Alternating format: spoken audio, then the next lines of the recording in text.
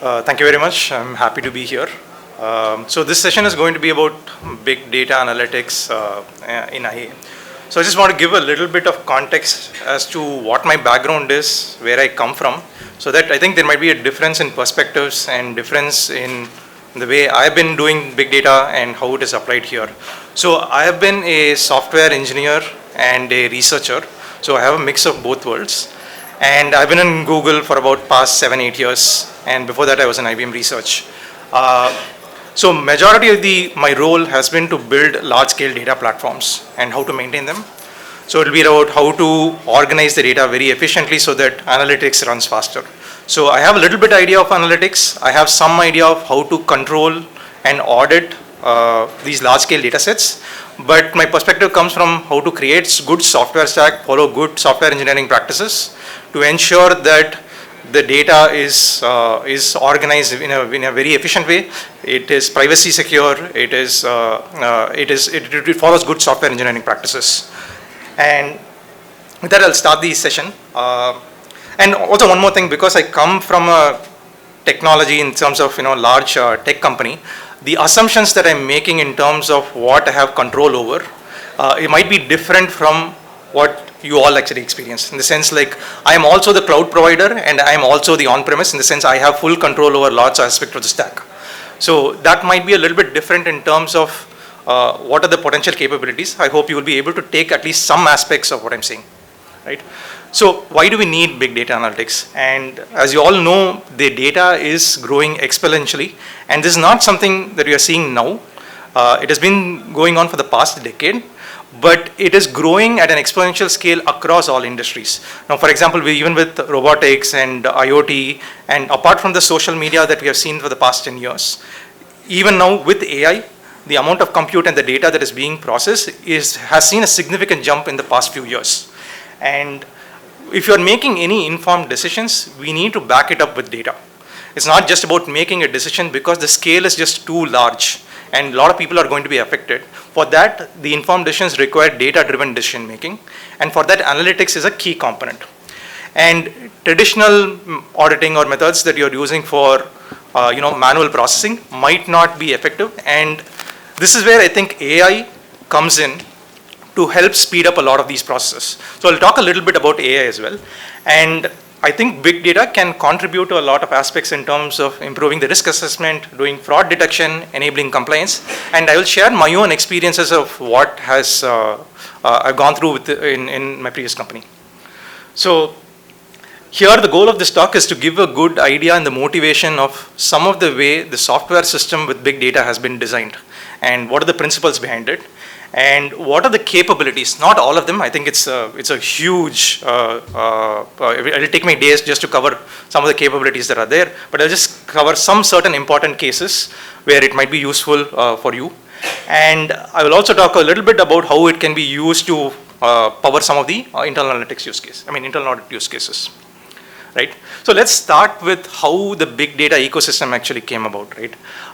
If you look at companies like Facebook, Amazon, Netflix, these are companies that are primarily this is a technology first company. In the sense, one of the things that they are optimizing for is the amount of time user engages in the platform.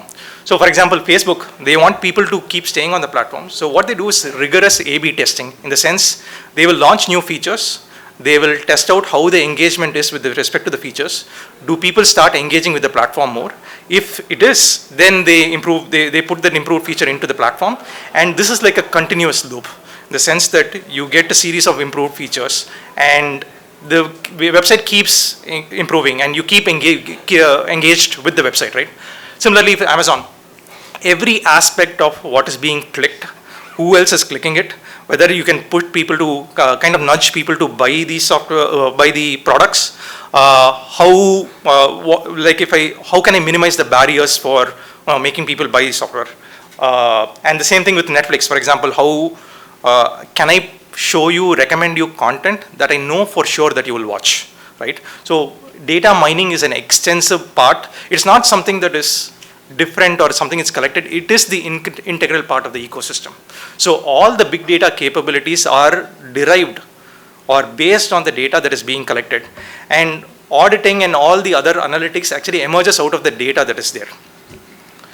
So if we look at the explosion of the data, it generates huge amount of information even at a per user level. And one of the, how big data actually came about was the previous big data used to be financial companies. Like they used to have the databases, they used to have data transactions, and all the analysis was happening on transactions. And in around 2000, that's when Google came with the search engine. That's when they started looking at unstructured data, in the sense data that is there in web pages and not in an Excel sheet or a database. And they developed a lot of capabilities to convert that unstructured data and to extract meaning from that data. And from there, a lot of new solutions emerged, like storage systems used by Facebook, Amazon, Google, that said instead of forcing people to decide what the data is going to be, we will extract the meaning out of the data and put it into a structured form so that it can be used for continuous analysis. And because there is a real-time data analysis, lots of, again, software solutions has been developed to immediately find out, if a data center has gone down, if the user is experiencing any login issues. And all these things are immediately available for people to check and kind of improve the user experience on a continuous basis.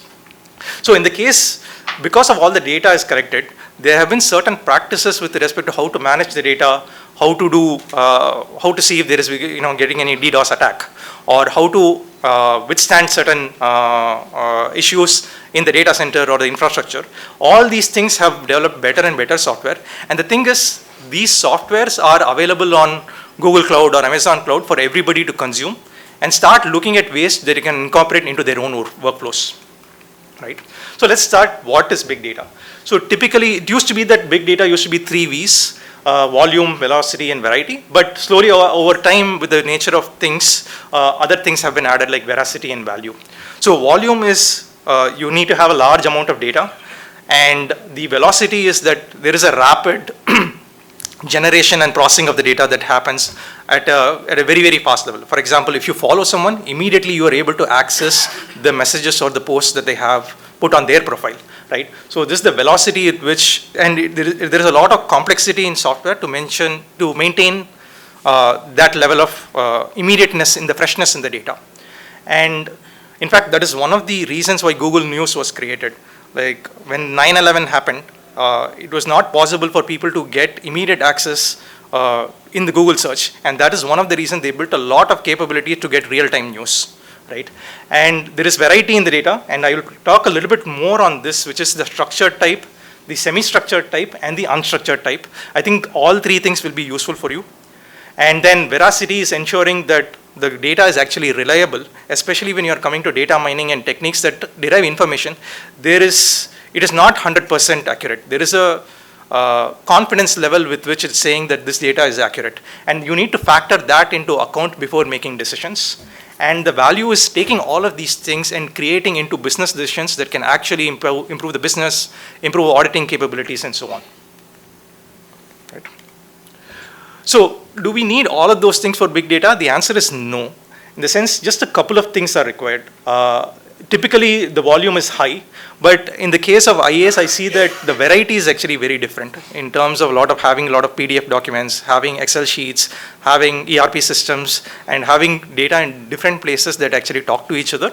So variety is definitely relevant here, and the veracity and the value is also highly critical in terms of let's say fraud detection or anomaly detection, or going into the forensics and trying to find out if something has happened in the claims, right? So those kind of things with respect to I think there are enough things that satisfy the big data perspective, right?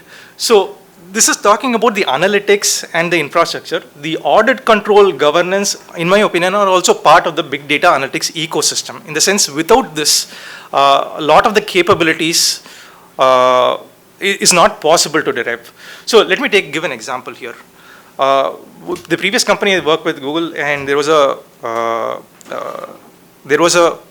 acquisition where Google actually acquired Fitbit. The data from Fitbit had to be moved to Google, and there was a lot of regulations around it in terms of what data can be moved. It was essential that no health data from Fitbit could actually enter into the Google Ads ecosystem. it was essential that nobody could access certain health data without prior approvals, or unless and until absolutely necessary.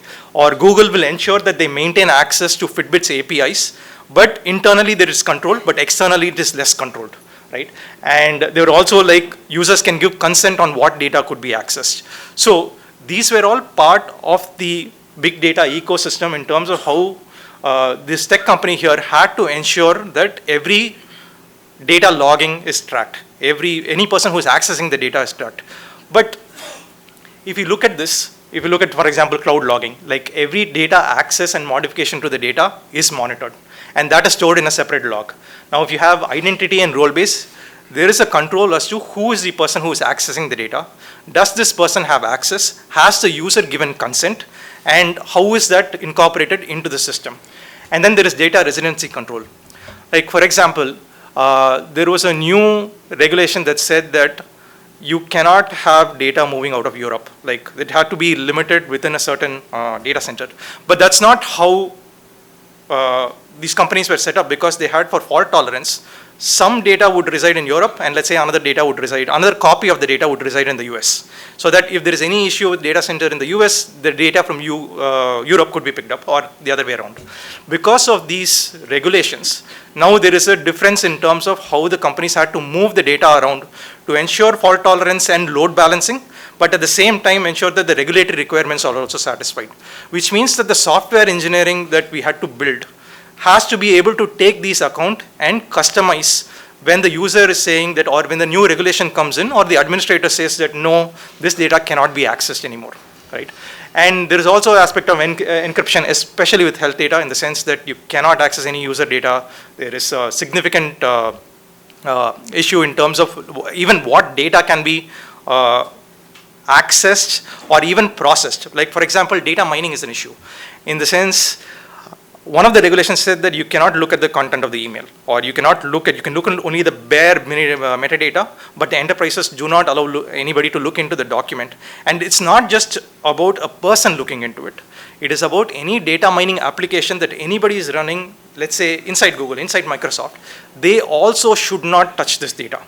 So extensive logging capabilities have to be inbuilt into this data stack to ensure that the access is very well finely controlled. And the thing is, if the access is violated, or if there is an issue, there is a dashboard with which you can see when the violations have happened. And across organizations, the data is aggregated to see, okay, this organization is maintaining the data well, this is not.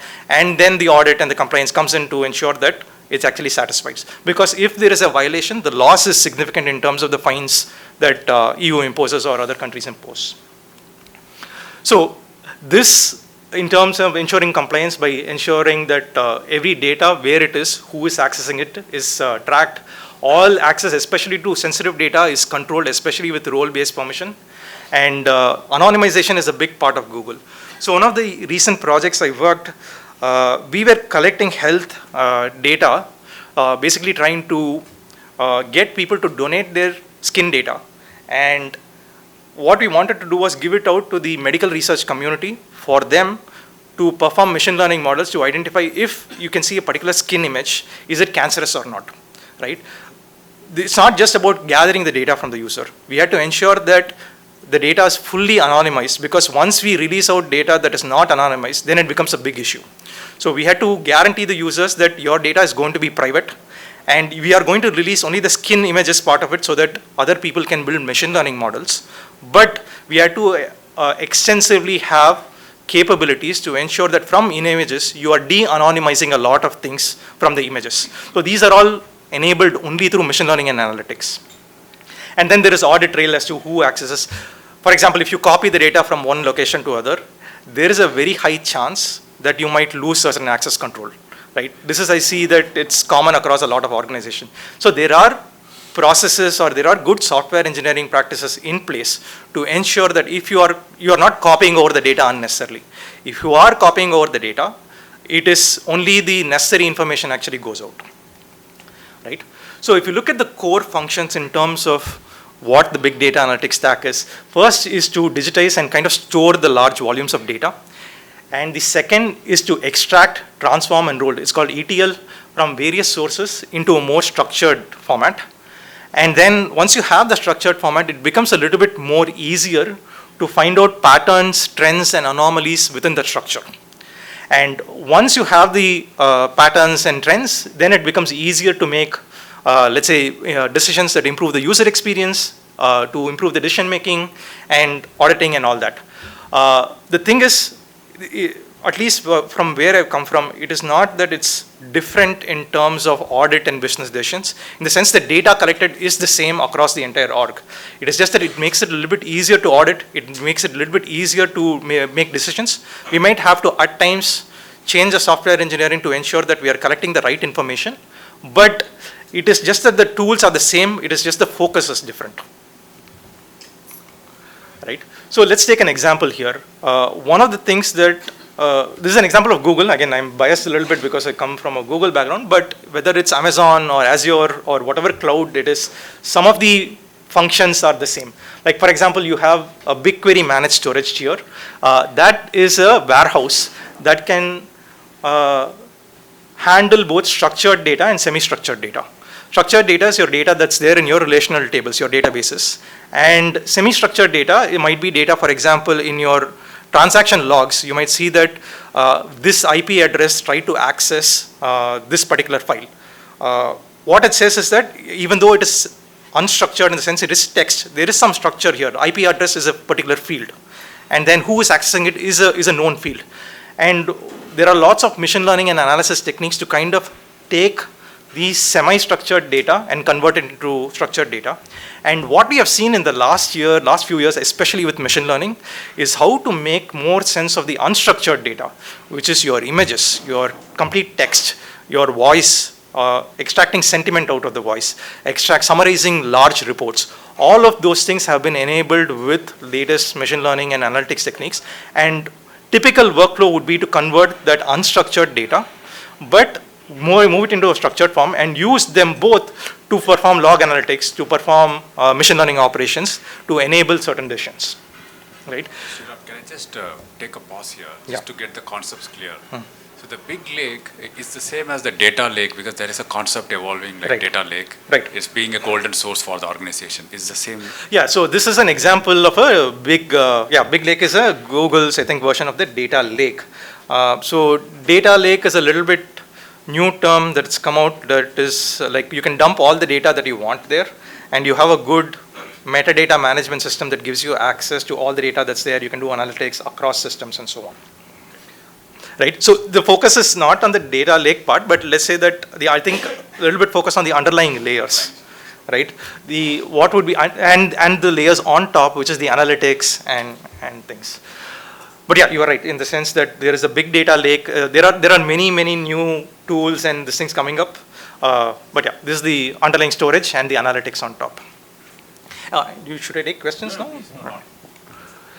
Right. So let's take a look at a simple scenario. Like there is a claim and you have fraud.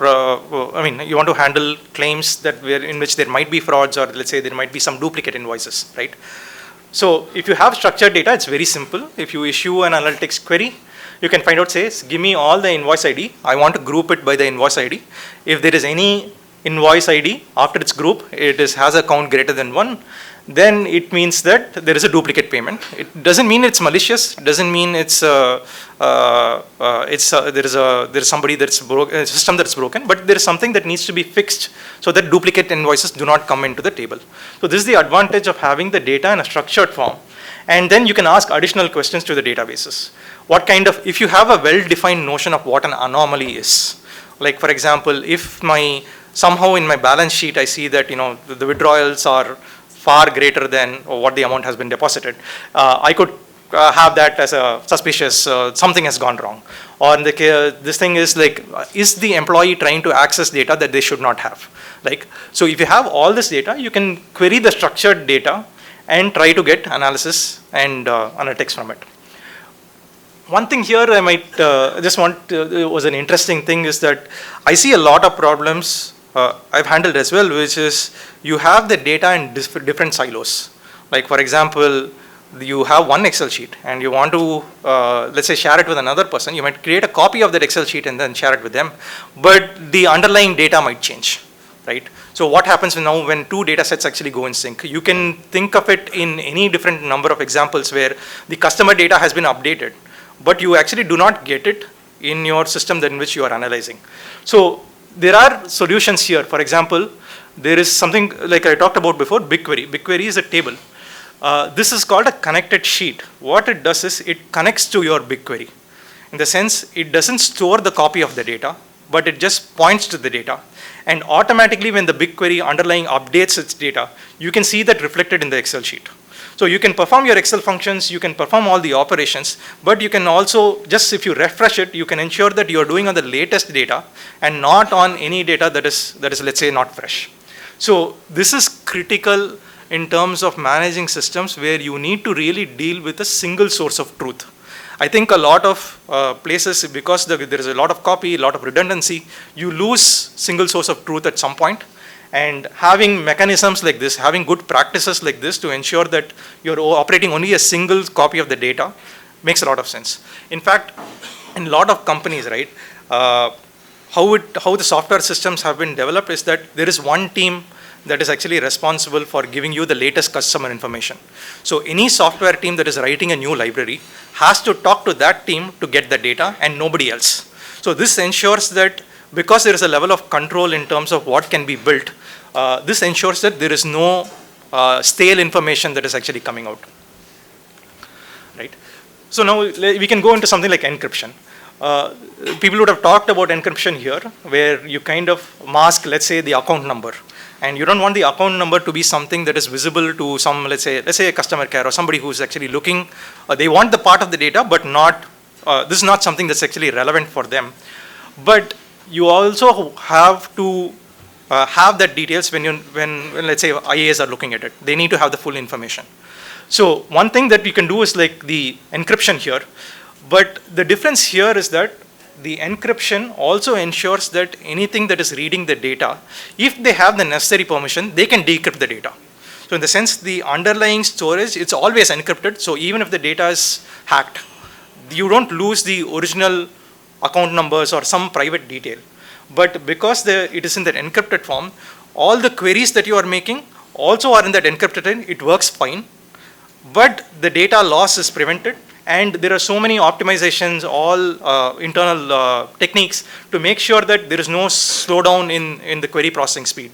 And there's no issue when, let's say, if you copy the data or give it to someone else, let's say you do that, the account number does not go to them.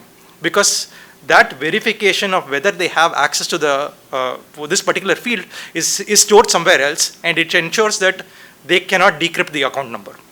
Right? So these are all some of the solutions that have been created to ensure that if you're not just you are encrypted, but dynamically you can decide who has the right to decrypt that data. So this is available in some of the cloud data tools that you can take a look at. Right? We'll just take a break in terms of questions. If anyone have any questions at this stage, because obviously we don't want to dump too much of information. See, I think the lens here is that so just quick questions. How many of you are engineers here? I mean, if you can have a quick clue. Right? How many of you are core auditors? Probably most population. Correct. See, I think the idea here is that just to rephrase, I think the whole idea is, so now we are seeing different concepts, the AI or human. So the data is going to stay. And I think currently we are in the influx point where basically no matter what, not every organization is going to go full-fledged AI. There is an element of human interacting with data is going to be there. So the lens of this session is that now, as an auditor, it's a front-to-back approach is how the audit is being done.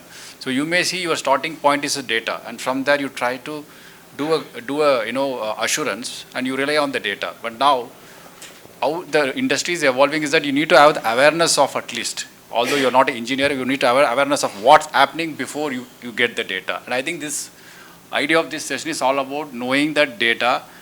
There is a big data and data lake and what's going behind the scenes, so that when you place your assurance on your audit, I think you need to have at least a reasonable awareness, if not an expertise level, and therefore you're able to use with confidence that the data, not necessarily from the analytical standpoint and the mining you want to do on the capability, but also the assurance you want to give to the board is reliable. I think that's the whole idea of this. I think that lens is very important. So therefore, look at from that lens, because it's like watching a movie, but you need to know what are you watching. I think the storyline is important.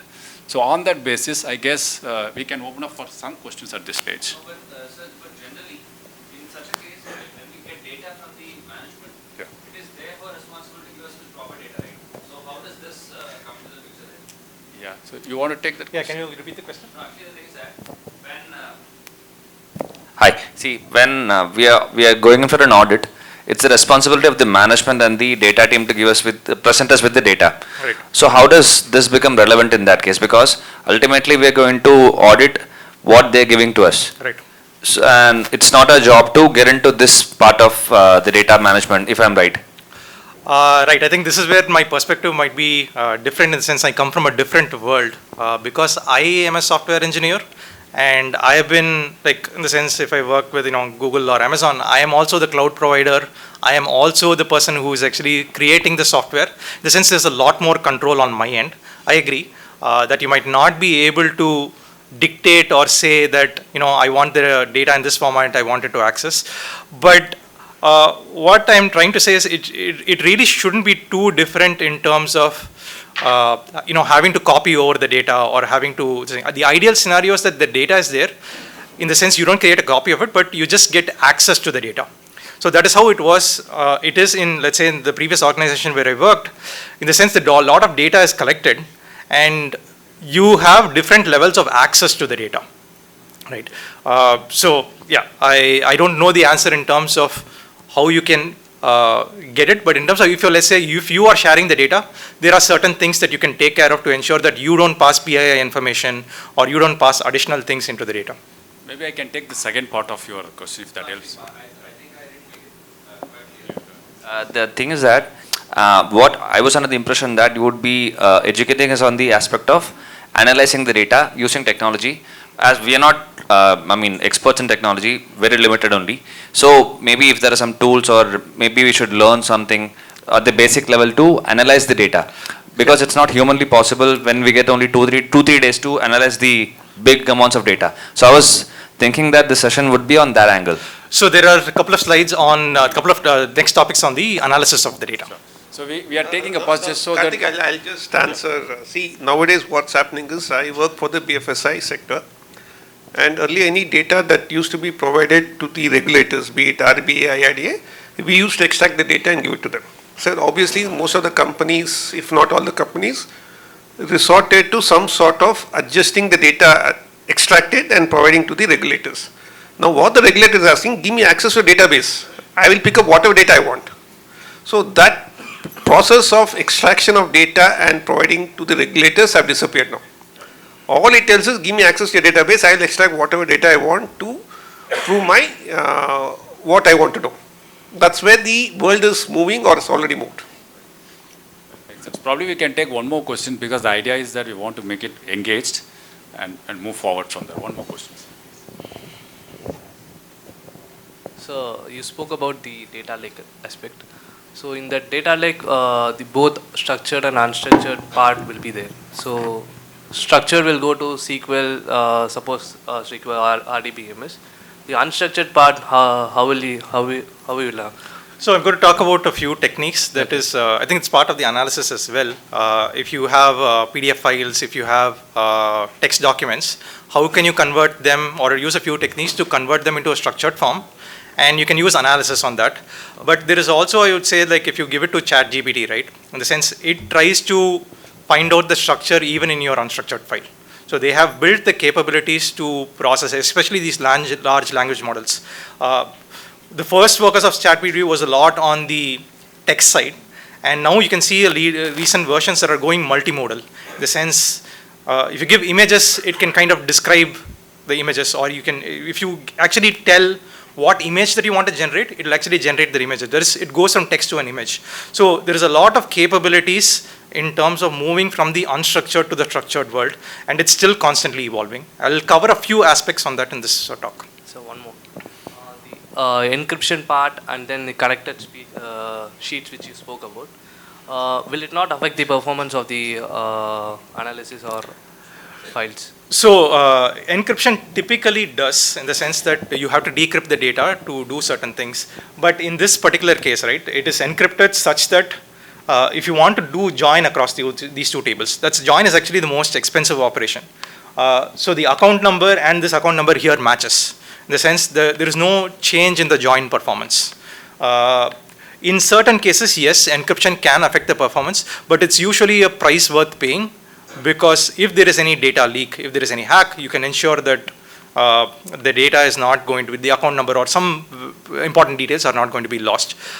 In some cases, encryption might not work. For example, especially if you are doing, like if you are doing the equal operation, like whether this account number and this account number it is joining, then encryption works. But in other cases, it may not give good performance. There are techniques that to decrypt it and do efficient processing. I think we should move forward the next slide. Thank you. So now let's move to the analysis part. Okay, let's say the same example, but in this time the invoice ID is not available with you in a structured form. The user has submitted the claims or submitted the documents in a PDF through an internal email, or it's coming from an internal portal, and you want to find out whether there is a duplicate or not.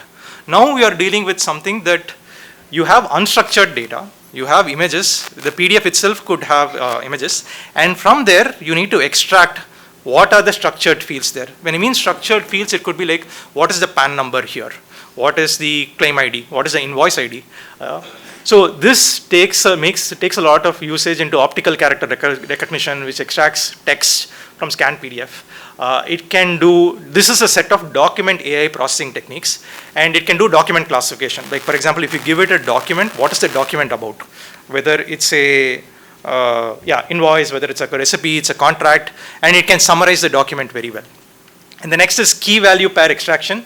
What it does is extract specific fields from your invoices so that you don't have to manually do these things. In fact, I encourage you to kind of use ChatGPT or some other AI tool, dump a financial statement or a invoice and see what is it able to extract things or not. I've seen that performance actually improving over the past few years. Like for example, if you have a PDF image of let's say a bank statement, you give it to one of these large language models, it will give you back an Excel table. Right? So you don't have to waste time actually manually doing the entry. The only caveat here is that it may not be as accurate, so you might need to double check it, but it might do 90% of your work. So then it can extract structured data and tables, and then it can, let's say, recognize handwriting, like which part of the data is actually handwritten, which part of the data is text form. It can validate whether there is a signature or not. It cannot verify the authenticity of a signature in the sense that you have to compare it with other signatures, but at least if you have, let's say, a bunch of checks and you want to verify whether the signature matches, instead of doing it manually, AI tools will help you extract this information in a very quick manner. And there are also tools that are available to find out if two signatures are actually matching. So there are tools available to find out. Will it identify who created the document, who modified the document? So I'll come to the next part. That's also a good question. I'll come to the next part. The next is like you can extract and validate the date from financial documents. You can give it to AI right now and ask it to mask some of the PII information. And I think certain capabilities are there. I'll have to check which cloud gives these features, but I know that from a research perspective, a lot of things are evolving. And it significantly reduces any manual data entry and amount of human errors that might creep up with a lot of manual operations. And it can automatically hide sensitive personal information. Right. So this is an example of how it works in Google and Amazon Cloud.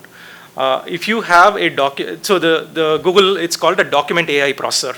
What it does is if you give it a, let's say for example, invoice, it has identified several parts of the invoice here. It has identified the amounts, it has identified the address, it has identified the invoice ID, and on the left is all the structured fields that it has extracted from the PDF. And in the second case, this is a specific machine learning model that has extracted the signature out of the document that has been sent. Now you can actually get the signature out and then verify it. So these are some of the tools there. And the thing is, this is an example here. If you go into Google Cloud, cloud.google.com, you can actually see a different types of processors that are set up. Like for example, if you are working in the US, you can extract the SSN, and if you're working in India, you can extract the PAN and Aadhaar, so on. You can create new models, and new models keep coming up, especially in public, where you can extract different fields and reduce the manual entry and the operations here. And this data, if you can put it into your spreadsheet, you can put it into your database, and you can still continue your analysis on this data. And you can build out custom, like your own things. Again, that requires a little bit of expertise on the software engineering and machine learning side, but it is right now in a state where it's easily is doable in terms of getting this in a reasonably accurate manner, right? So let's take another scenario, which is what you had mentioned, which is I have a legitimate PDF. I had a PDF, and I see that certain parts of the PDF has been edited. Like somebody has come in, and what the hospital has built, let's say somebody has increased the bill amount and then submitted it. Or let's say they submitted some false PAN ID or something, right? So now you're dealing with data where there is a PDF with some actual data and some data that's actually fake, where it's not genuine, and that you need to identify. So now there are lots of techniques that can be built. Again, I'm not saying they are available off the shelf. I'm trying to give you an example that they can be built, which is, for example, if you're looking at text-based features, you can see that there might be a font difference between the entire data, but some parts of the data that has been modified. So you can see that there might be alignment missing. And if you look at the metadata of the file, you might see that the author of the file who has created the PDF has now changed from what it was usually, right? So that's on the text side. And then you can see the images. If you zoom in into the images, you can see that there is a different level of sharpness.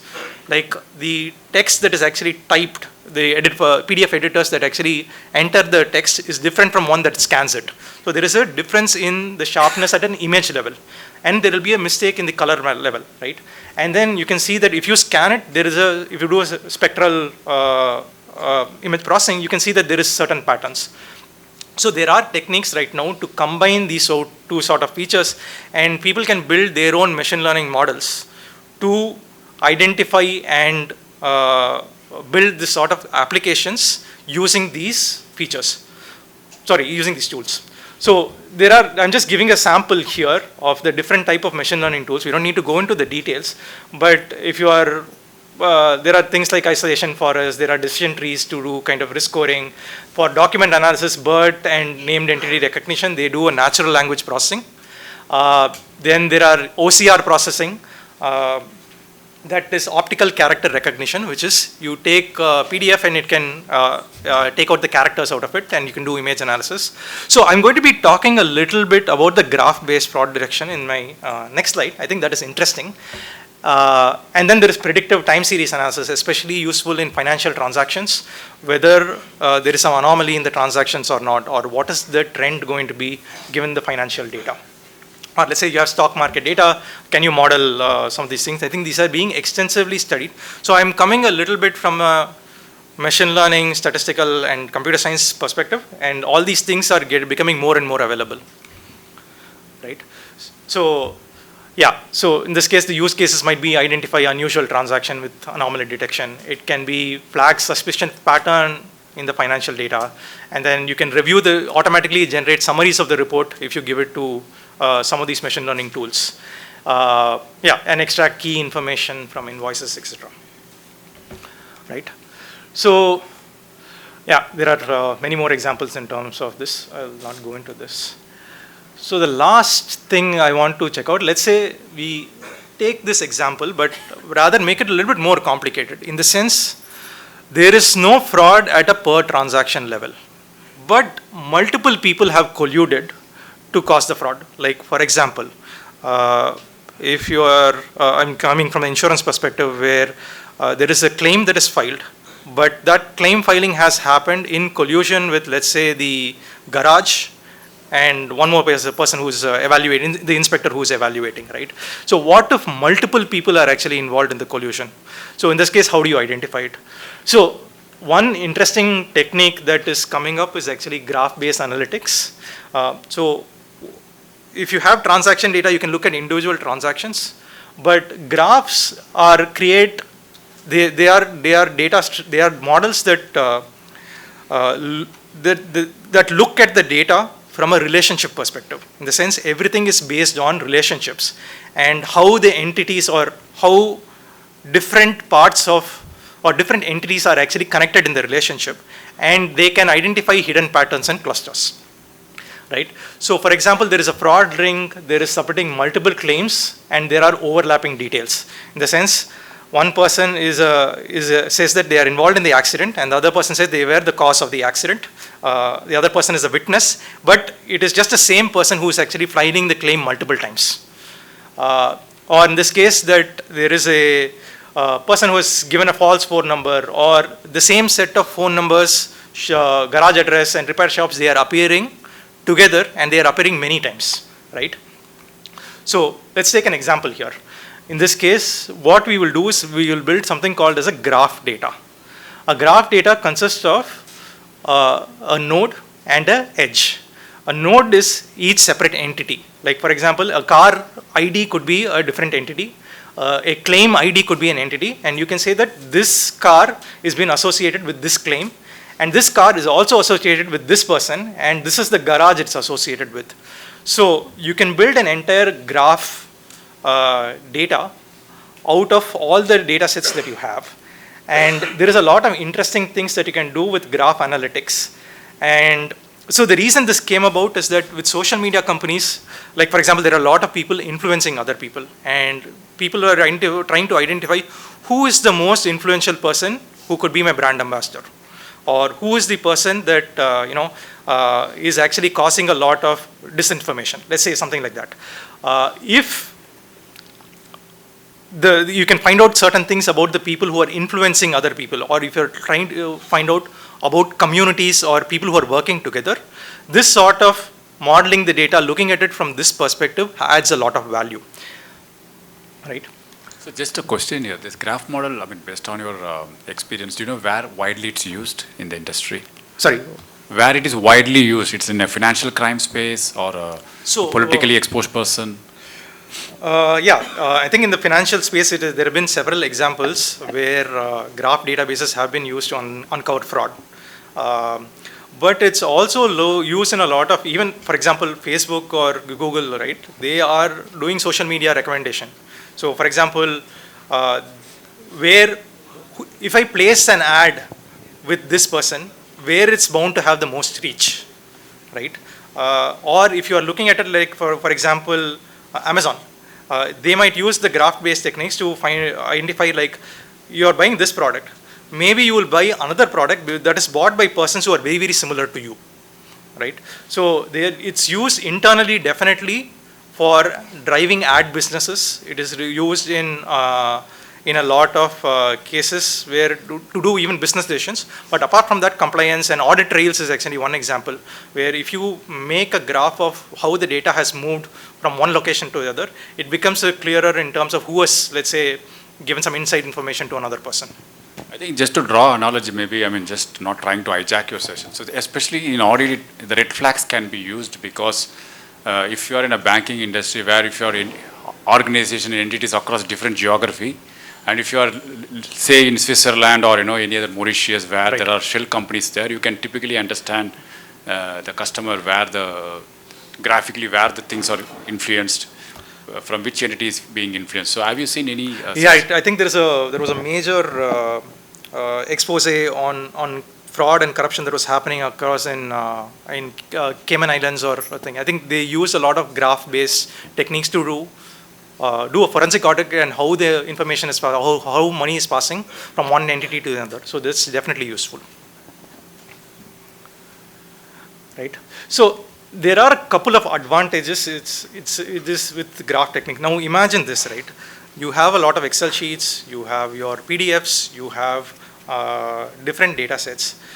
And if I ask you this question, can you find out which PAN number is occurring most across all your claims or across all your data sets? Forget about whether it is in the structured form or unstructured form. If I am asking across all your data that you have, then it becomes actually very difficult, but it's an easy thing to do if you have modeled the entire thing as a graph. So if you take all your data, extract all the entities, I have extracted the invoice ID, I have extracted the PAN, and put it into this graph format, all the connections on the information that you have become automatically visible for you. And it becomes really easy to do some of the analytics operations on the graph-based data rather than working Excel sheet separately and then the PDF file, analyzing the PDF file, going from here to there. I think that is a one big advantage because the relationships is actually a first-class citizen with respect to this data. And the second is called unsupervised learning. So in a lot of machine learning, you need labeled data. Like for example, when you are trying to find out whether a particular, you have a skin image, I want to know whether it's cancerous or not. I need to have past examples of whether it was cancer and whether it was not cancer and build models out of it. And usually tell whether it maps to this side or that side. But with this graph format, without even deciding, like I don't know what kind of fraud I'm looking at. Just give me the interesting things that are there in the connections. It will actually give you, and it's up to you to figure out whether it is going to be a fraud or not, right? So there are other examples. For example, if criminals using complex networks to obscure illicit money trades, right? For instead of breaking a large transaction, we can see that a lot of times people break it down into very small transactions. That is just like 49,900, so that it doesn't come across, and you don't need to give the PAN, but it might be okay, but if you put it across all the individuals and if you see for a particular node, you can see that, okay, there is something suspicious here, right? In this case, because the graphs help, it can identify. It can also identify whether the graph is going, like in the sense it is circular, in the sense if the transaction is going from here to there, and back to the same person. So those kind of analysis is easy to do in the graph format. And you can take other examples, so like criminals creating fake identities, but they are not using fully correct information. They are using somebody else's PAN, somebody else's Aadhaar card, but the name happens to be combining both, right? If you want to find out fraud of that sort, this also becomes easier because you will see that person is not connected in the graph. They seem to have some connection, but it is actually pointing to a different person. So this is the overall, if you have it represented, it works fine. So there are different types of anomalies you can track. Like for example, at an individual level. So a bank account that has a sudden spike in high value transaction, which means that one particular node, one particular entity alone, it will start reflecting a anomalous behavior. Then you could look at edge level, which is the relationship. Let's say an IT administrator is suddenly accessing some data that they should not be accessing before, right? So that they are allowed to access certain data, but the way in which they are accessing has now changed. So those sort of things will come in the relationship between the data. And then there are clusters of activity that is deviating from normal. Like for example, you see people who are the same set of people who are reviewing the same set of products and they are boosting the review scores. These are things that can be found with sort of these techniques. And at a group level, for example, what you do is if you give the graph and you give it to some of the, I don't go into the details of the algorithm, but if you give it to it, it can find out certain communities. In the sense, these set of people seem to be interacting together. These set of PAN IDs and other IDs seem to be involved in certain high value transaction many times. It's up to you to go and investigate whether it's a fraud or not. But it can give you these sort of patterns without actually knowing or without actually you telling that I need these sort of patterns. So that's the advantage here. So this is an interesting case of analytics that is actually moving, especially in more mature domains, like for example in the US, where the data collection and in terms of how insurance companies talk to each other, there is actually a lot more data set exchange involved, and it is possible there. But this could be something that is actually interesting across data. Whether SEBI or SEC uses these sort of graph for to study the stock taking, I would think it is possible. If they have access to the data, there is no reason why it cannot be used. So I would say at least for certain frauds, investigating like this. So for example, there are tools available right now. If you are able to give it and model the data, it will be able to create the graph. It's called Neo4j. That's a graph database that is there in the most clouds. So you can model the data as a graph. And that's about it. Yeah, I just wanted to give an overview, just to summarize, right? In the sense, what I wanted to talk about was give an idea of how you can go from digitizing the data into a structured form, how you can use analytics to convert the structured form and identify structured fields out of the data, and do certain types of analytics that might be interesting. I know that certain things might not, the question might to all of you might be like, how are you actually going to be able to do it? Like, if you wanted to implement it, how do I do it? I understand that that's not the possible here, but it's just that the capabilities are there. And for example, this line of, you just need to write like 3 lines of code to actually do this, run this, if you have the data set prepared.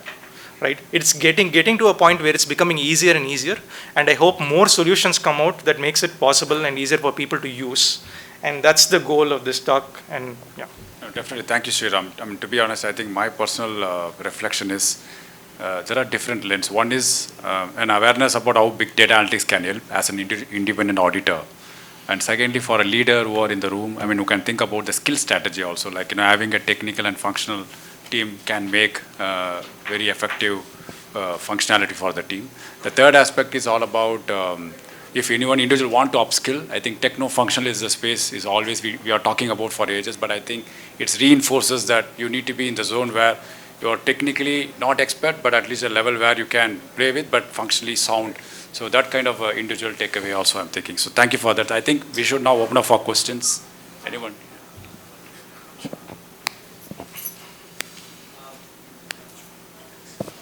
Hi, Sriram. It's Purushothaman from Reddington. One of our group companies is a logistic company, okay? And one of the key requirements there is a proof of delivery. And we get that in a scan form. So one of the things which we try to do is automate it, because we get blank PODs or PODs without signatures and seals. But we'll never be able to achieve the level of accuracy we want. So it's normally 50-60%. Because most of the cases, we can't make our customers to put a seal in a particular place or sign in the way we want. Have you seen anything like this? Any solutions you have for this? Have you seen anything like this in the past? So I would suggest to start off with simple things like, for example, giving directly to ChatGPT and tools and see if they can extract. They might have a mixed accuracy, but the thing is they keep improving the models. So you might see accuracy over time improving. I would also suggest to check out, for example, Document AI in Google Cloud and other set of tools that do document processing. So this is not an easy challenge, I tell you this. Like, for example, last year we were working on trying to get structured information out of prescriptions. I mean, have you looked at Indian doctors writing prescriptions and getting details out of it? It is very, very hard. And these sort of tools cannot handle it. We need specialized tools. So general tools may work, but the only thing it might be like, it might, let's say, improve the time taken for you to validate whether there is a null, whether there's an ID or not. That might reduce by 50%, right? In the sense that you can have it in your workflow. It might not be 100% accurate, but even if it is like 50% accurate, it can save on cost. Understood. So that's the only suggestion now. Even 50% accuracy at least reduces that much of manual work for me. So that's what you're saying. Thanks. I note pharmacists is able to decrypt it. Yeah, those are, they are the special people. So they know how to deal with this. Sir, but in one of the other sessions, someone was telling that the data leak aspect is crucial here when we feed it to the, any AI. So how to tackle with that in this case? We want it to be read using this AI for faster processing, but how about the data leak aspect? So data leak in terms of whether the AI tools might leak it or? Yeah, actually, one of the speakers was telling that we are feeding these information to the several AI platforms and none of them are in India. Right. So what if some hack or what if it's used against national interest and then we are in trouble? Correct. Yeah, it's a good question. In the sense, I think this is still an evolving field in terms of getting AI to do certain things to ensure that, it's not leaking out any information. My suggestion would be like, if you could, have it, ensure that, you're not giving any PII information. I think it should be, that's the kind of steps that you could take in, like the information that is being given out to AI itself is limited. But in terms of it, once you give it, I think it might be up to the, how the people have implemented in the background to do it. I think you mean to say it's risky only, right? It is. I mean, there will be, I think, certain set of at least not now, maybe in the future. No, even now, in terms of what information AI can leak, it is not a solved problem in terms of computer science. Ensuring that the AI does not give out the information that you want. It's still an evolving. So what would your suggestion be? Because people encourage us to use AI platforms. Right. We are literally zero when it comes to technology. Right. So whether to use it or not, because that leads to faster processing. That's and true. people asking to use that, but they're also talking about the security angle. So don't use it for something you don't want information to go out. That would be But jokes apart, I think this is Jokes still apart. a evolving place. But I think what's the macro view? Yeah. So some of the things, right? I'll tell you how the AI is evolving. It's like they are trying to do a lot of things to get the models. Like right now, the models are just too large in the sense it is in the cloud, and you have to give the data to the cloud to actually do it. Hopefully, you can find out like specialized data machine learning models that will allow you to run it on premise, so that you don't actually give the data out. We are not yet there, but at least the way the industry is trying to go, they are trying to reduce the model size so that you can run it inside your own premise so that you don't leak the data out. If it comes to that point, like for example, Facebook has released certain models that are open source, in the sense you can do it, deploy it in your own local environment, and after that you're free to do whatever you want, they don't communicate. But at this moment, it is not a solved problem in terms of what data can be leaked from. Now, just to put it in a different perspective, see, everybody knows that technology can be beneficial as well as harmful, depending on how somebody uses it. Say, take the classic case of a deep fake, and what's happening, people have started to misuse the deep fake to make personal gains. So it all depends on for what purpose or what intention this data or AI is used. And yes, you cannot rule out any data leaks anywhere in the future, not now, tomorrow, it will be forever. I am always a firm believer that a fraudster is always 2 steps ahead of you. You cannot think anything beyond what a fraudster is capable of doing. Only thing is how quickly you react to that. You should not you sleep for 1 year, 2 years, and then find out something has gone wrong 2 years back. So the control should be how quickly you spot any anomalies and take actions towards it.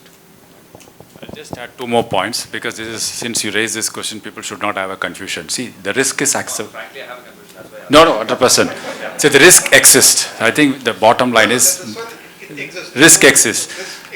But the point is 2 things. So that's about the guardrails comes into place. So firstly, the regulator is watching this space, not in India, globally. They want to come up with a framework just so that the organizations are quite clear. So that space is not clear. That's still in the watching mode, number 1. Number 2 is essentially about big organizations. If you say my organization, so we are using Copilot. It's embedded within the architecture. So there is a contractual element of obligation in terms of data leaks. So there is a legal guardrail wherever the organization is basically trying to deploy this within an organization. They have a contractual obligation in case there are data leaks happens. There are clear laws.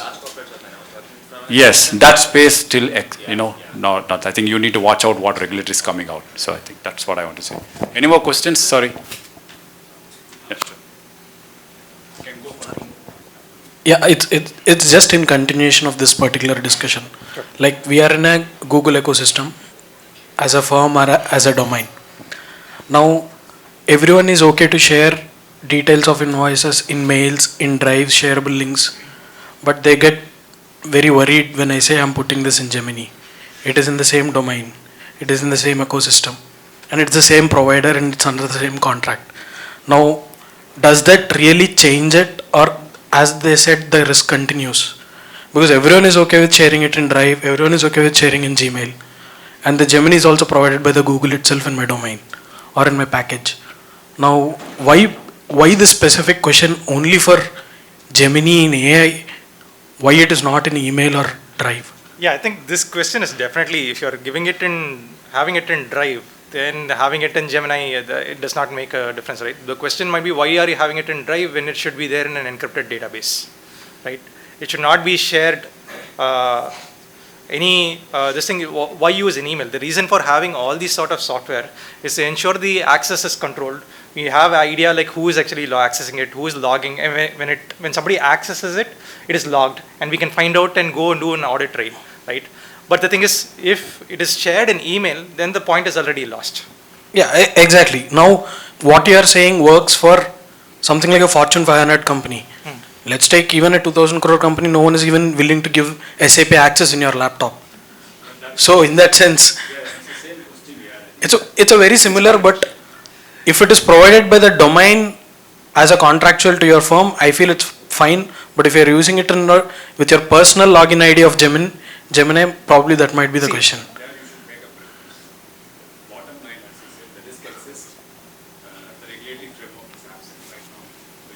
So that is absent even for Drive and Gmail, right, in that case? But your company's policy will define that you're not supposed to use this data from some other account, only from your current Yeah.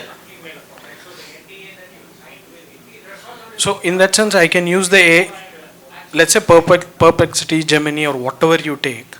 If it is my firm's domain ID, do you believe to say we can use it?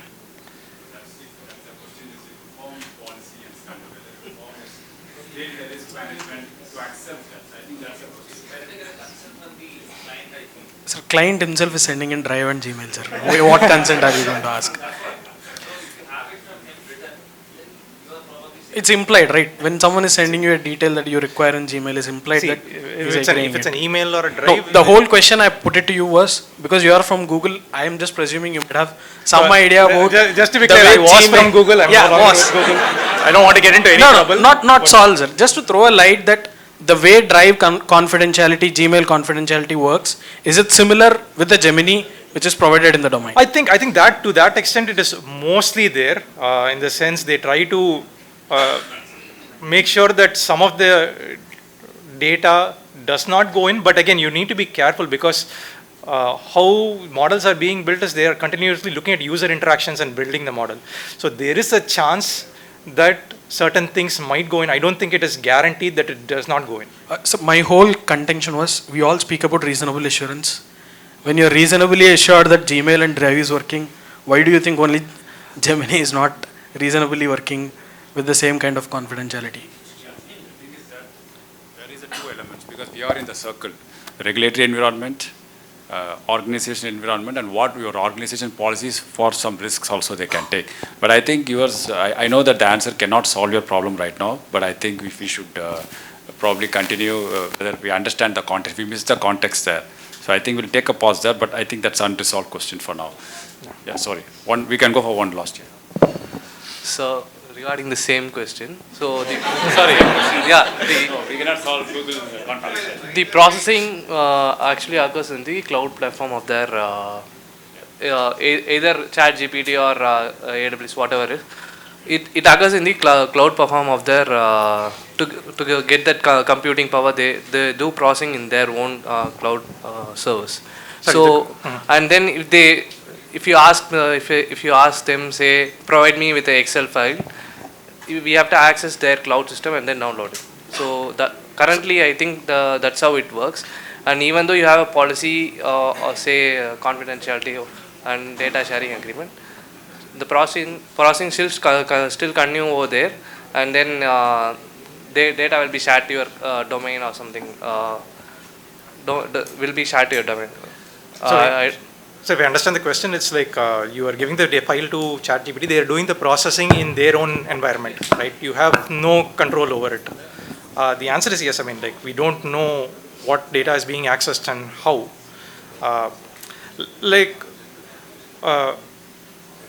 I think that's the nature of things. Like for example, if you are using like WhatsApp or Telegram, and Telegram for example has like encryption that is, or Signal, the encryption is built in.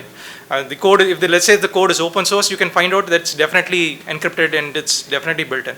WhatsApp definitely says that they have end-to-end encryption, but again, how much have we verified or something? I don't think we know the answer.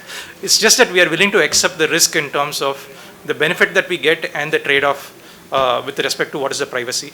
But generally do not be very mindful in terms of what is being given to these systems and how they are using it, because it's just a contractual, I mean, it's like how many of you have actually read the terms and agreement, right? You don't know how they are actually processing the data. So I think it should always be vary in terms of what data is actually given out. That's all I would say. So thank you, Sriram. I think I know there's a lot of questions around it, but thank you for your time and taking the questions. One final request is anyone wants to summarize some takeaways, I mean that person will get a special prize. Anyone? Any volunteers? What is the takeaway? Not the questions. Any takeaway? I mean you learned something new today. Or probably you can take it away.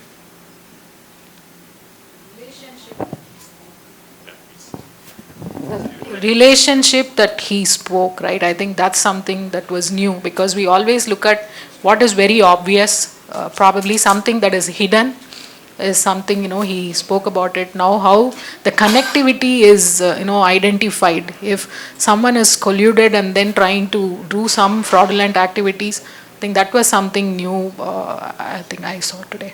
Thanks.